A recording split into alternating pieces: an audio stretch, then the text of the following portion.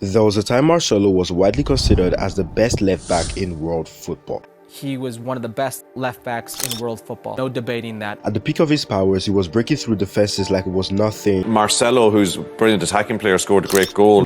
He gets forward and is very dangerous. Was picking up multiple Champions League trophies here and there and was a partner both on and off the pitch to the most famous footballer on the planet, Cristiano Ronaldo. But all that came crashing down in a matter of months. From 2018 onwards, he experienced a gradual decline in his footballing abilities, which essentially made him a liability at one of the biggest clubs in football, with several stats showing that Real Madrid were far more likely to lose a match whenever Marcelo was on the pitch compared to whenever he wasn't. And after several dismal performances, he began to find himself on the bench more often. He's been very poor this season in the league. He's often been exposed defensively. It's not a secret that Marcelo can't defend. Many points out the reason for his decline to several factors such as age, fitness, and the most well-known speculation, the 2018 departure of Cristiano Ronaldo from Real Madrid. Quería agradecer al club, a mis compañeros.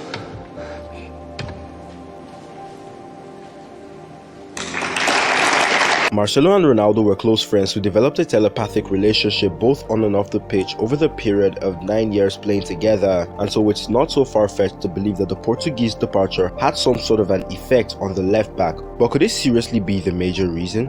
He's often been exposed defensively, so you do wonder, as Brian says, why they didn't go at him more on that side. Marcelo, a once brilliant Brazilian footballer.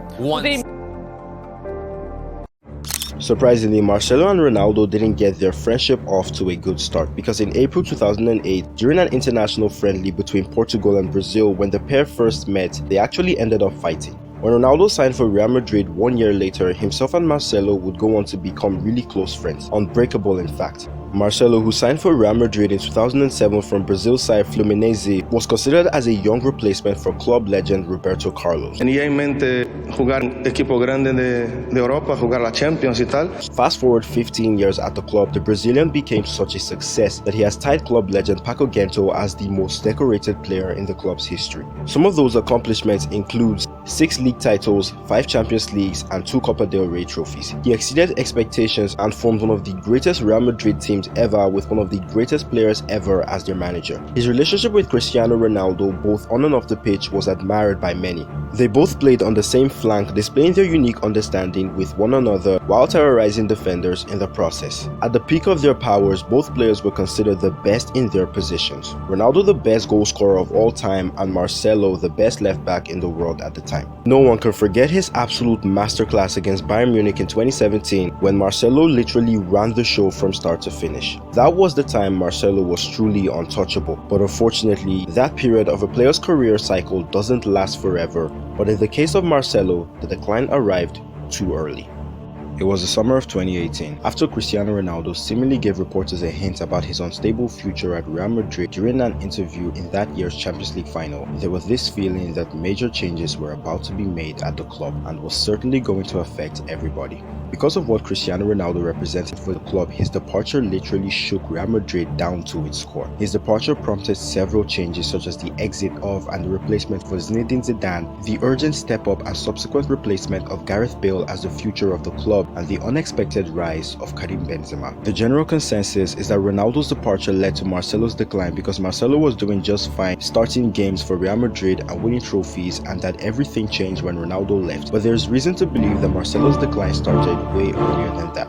It was the latter part of the 2016-17 season. Real Madrid bought Zinedine Zidane, dumped his previously preferred 4-3-3 formation, and introduced the 4-3-1-2 or 4-4-2 diamond in hopes of making up for Cristiano Ronaldo's diminishing work rate while maximizing his goal-scoring potential and also fully maximizing East Coast playmaking capabilities. This turned out to be a genius move, as both players will be integral to Madrid clinching La Liga at the end of the season and destroying Massimiliano Allegri's Juventus in the Champions League final. Ronaldo and Marcelo positionally have occupied the left wings together for so many years, making that part of the pitch their own. But they did so by not completely fulfilling their primary roles to their respective positions. Ronaldo on paper was a left winger, but due to injuries and a natural tendency to drift centrally into the box in an attempt to score, which was something he was insanely good at, spaces on the flank were often vacated whenever he was in the box, and this is where Marcelo comes in. Marcelo primarily plays as a fullback, but in reality he only fulfills one aspect of that role, and that was the attacking part. He was never considered a good defender, but the value he brought to the attack was worth taking a defensive risk, as his teammate Sergio Ramos would often cover up spaces vacated by the Brazilian. You have Marcelo acting as a second winger in order to let Ronaldo go and do his thing, and if it wasn't for the individual brilliance of both men, this would not have worked. The 4-3-1-2 or the 4-4-2 diamond formation Zidane introduced captures this so well. Ronaldo in the middle and Marcelo at the wing. During this period, Zidane kind of pragmatically set up his team so his fullbacks would be able to provide more crosses into the box, knowing how much of an aerial threat Cristiano Ronaldo was, and this reliance on players like Marcelo undoubtedly brought success to the club. However, the start of the following season was not what everyone expected.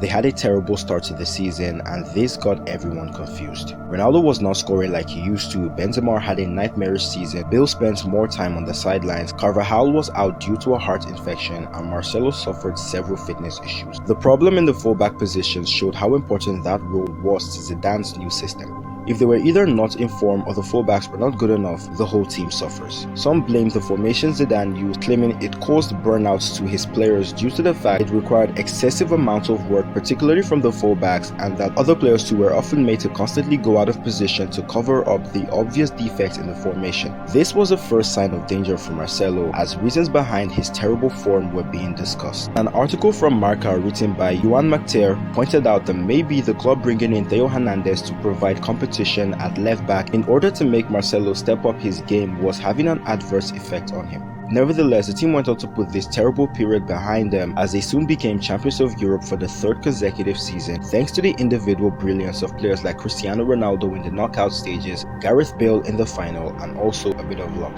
However, all that this success did was mask the underlying issue here, and it was that the team was heavily reliant on individual brilliance to succeed. And the moment Mr. Reliable Cristiano Ronaldo called it quits, there was going to be trouble. The following campaign was disastrous to say the least. They went through 3 different managers and got humiliated in their home ground by a young team from Amsterdam. Marcelo and his teammates' terrible form led to the sacking of Julian Lopetegui, and when he got replaced by interim manager Santiago Solari, Solari did what would have been considered a terrible sin years ago, and that was benching Marcelo, preferring fresh-faced Sergio Reguilon to play in that fullback position. But it actually turned out to be the right decision, as when analyzing Real Madrid's win rate with Marcelo on the pitch versus whenever he wasn't, it revealed that Real Madrid were more likely to lose a match in which the Brazilian played in. His uninspiring performances undoubtedly led to fans speculating on whether the departure of Cristiano Ronaldo was having a negative effect on him, as unsurprisingly reports began speculating that Marcelo was desperate to leave Real Madrid to join Ronaldo at Juventus, something which would continue to occur throughout Ronaldo's time at Turin. But these reports were only based on speculations because apparently the Brazilian was okay at Real Madrid despite his struggles and was never seeking an exit from the club to begin with.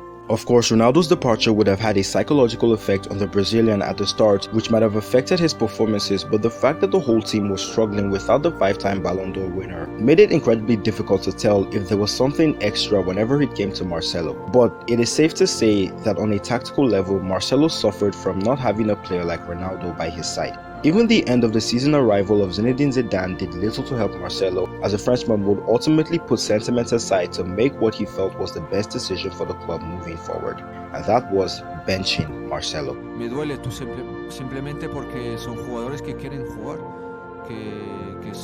todos los jugadores quieren jugar y ellos, bueno, en particular, claro, Isco con lo que hemos vivido, con lo que han hecho aquí, Marcelo, Isco, todos de todas formas.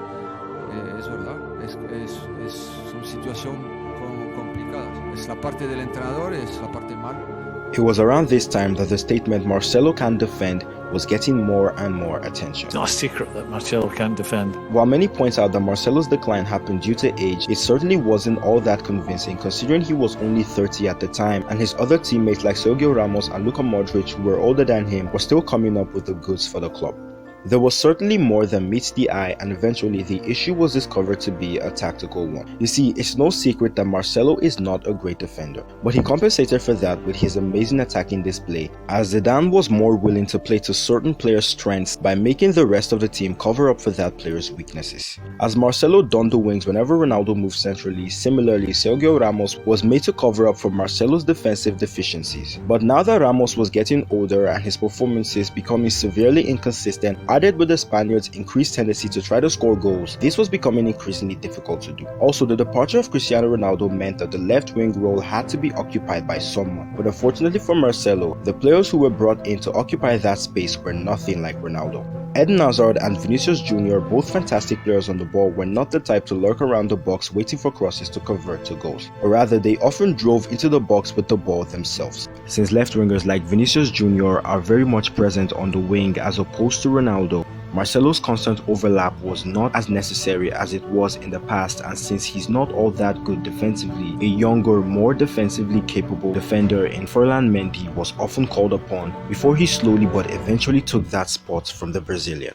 Even the return of Carlo Ancelotti did little to help Marcelo. It turned out Marcelo's defensive deficiencies had finally caught up to him, and while there were even discussions on whether he could have been converted into a winger, his age and fitness issues, which had been stripping the Brazilian of his pace on a yearly basis, made this suggestion incredibly ridiculous, as no manager in their right mind would prefer an aging, out-of-form Marcelo to the dynamic and explosive Vinicius Jr. and now add Rodrigo and Fede Valverde to the list. Throughout the rest of his time at the Bernabeu, Marcelo has continued to remain as professional as possible, even despite some slight hiccups. Even though he became the most decorated player in the history of the club, the team's latter success had little to do with his on-pitch involvement, but he was a crucial figure behind the scenes as he was able to use his experience to mentor the younger generation of players, particularly the Brazilian duo of Vinicius Jr. and Rodrigo, who undoubtedly saw him as a role model. Now as the club captain, Marcelo was as important to Real Madrid's recent Champions League win as he was all those years ago, but the roles were just kind of different. Of course, when you're at a club as big as Real Madrid and not performing on the pitch, you begin to be viewed as a liability, and so Florentino Perez decided to part ways with his fullback despite the Brazilian's resistance. Yo cuando salí de Brasil tenía en mente jugar en un equipo grande de Europa, jugar la Champions y tal. Y hoy salgo de aquí siendo el jugador que ha ganado más títulos en la historia del mejor club del mundo. Es un día de alegría, no de tristeza. He llegado aquí siendo un niño, me voy siendo un hombre, con mucha alegría. Muchas gracias. He soon found a new home in Greece, signing for Olympiacos, but that spell only lasted 5 months before his contract was recently terminated. Once again, people linked him with a potential transfer to Al Nassr, the new home of Cristiano Ronaldo, but that move didn't materialize as he now made his return to Brazil to sign for boyhood club Fluminense.